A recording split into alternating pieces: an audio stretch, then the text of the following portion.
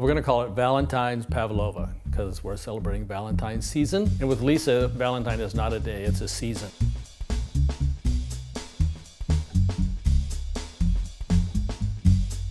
You know, everybody texts now and emails, and you know, if you wrote something in your own penmanship, whatever that is, to your spouse, then I think that'd be very meaningful.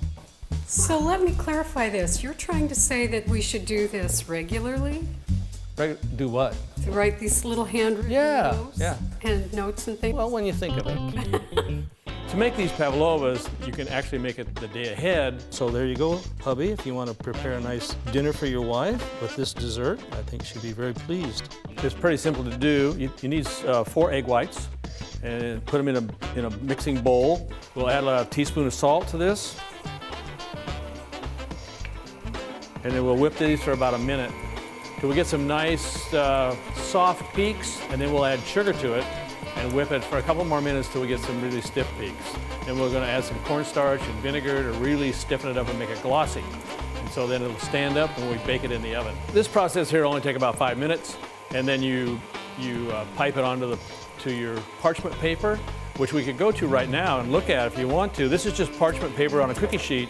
And what you do is the design you want, you simply draw it with pencil on the back side of the parchment paper. And so we're going to try to make hearts, Pavlova hearts, and we'll make just a couple of other little dollops of Pavlova for another dessert as well. So it'll make it kind of interesting. For Valentine's Day, it'll be pretty, I think, as it's coming together. So now we can add the sugar to it slowly as we beat it. You don't want to do this too fast because you want the sugar to completely dissolve in the egg whites. And that's why you need to beat it for a couple minutes to get the sugar all to just dissolve. Otherwise, you're going to have really gritty Pavlova if you don't get it out of there. This is just standard granulated sugar. Okay, we got all that in there.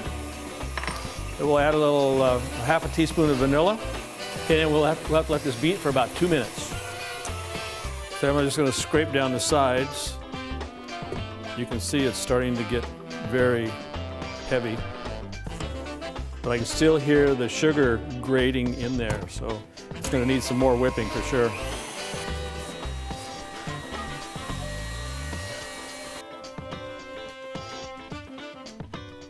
So you can see it's very stiff now. So it's just like almost like a marshmallow you take out of the bag. And when it gets to that point, then you're ready to add the cornstarch to it and a little vinegar, 2 teaspoons of cornstarch, and a teaspoon of white vinegar. So then we'll just kind of bring this together.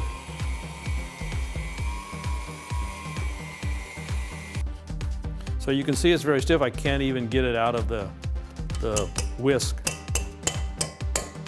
If we weren't filming this, I would have my finger in there like. You can make little rounds of it if you want. Something like this. It's kind of hard to work with, but what you want is a little round dollop, and then you want a hole in the middle. Yeah, it takes a little work. Maybe it's too much work. Maybe it's like being a baker, which I'm not really a baker, so this is kind of a struggle for me. But we'll see if we can pipe out some hearts here.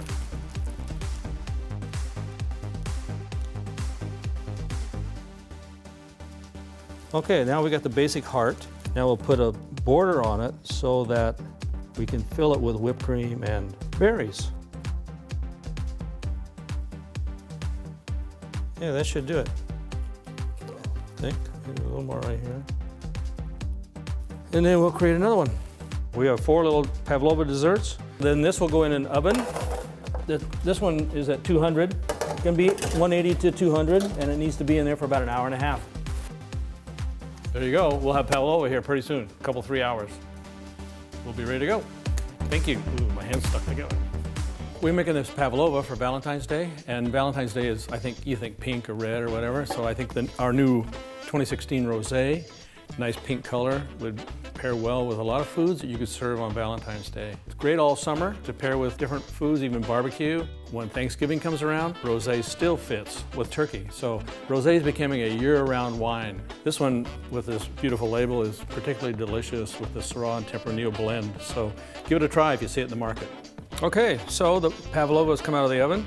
It has cooled for about 3 hours and totally set up. You don't want it to be really warm because then it'll start to melt the whipped cream. Then we'll see if we can get this other one. They're very, very, very tender. You have to be careful with them. They'll crack. And that's why you use parchment paper so you can actually get them off the pan. There. We rescued that one too. So now I get a little whipped cream right in that little basin, and then on top of that we'll put a little berry compote, a little berry sauce with berries in it, and then we'll sprinkle some other berries on top to finish it. So the berries can be a little tart because there's a cup of sugar in the meringue and there's a couple tablespoons of sugar in the whipped cream. It's going to be very sweet, and so this little tart berry sauce is a good foil for these other two sweet items. So there you are. This makes a nice Valentine's dessert for your special other. And it's very light, so if you've had a big meal you prepared, you know, it's very simple. It's just meringue, a little whipped cream, and some fresh berries. I haven't seen any other little wonderful handwritten. I think maybe there's one coming. Valentine's is coming. I think maybe we can make that happen. But in his defense, I have to say, he realizes, I've got it beaten into him now, that Valentine's is a season, not just a day. You don't just get one card. You get numerous cards throughout the month, right? So he does do that. Yeah.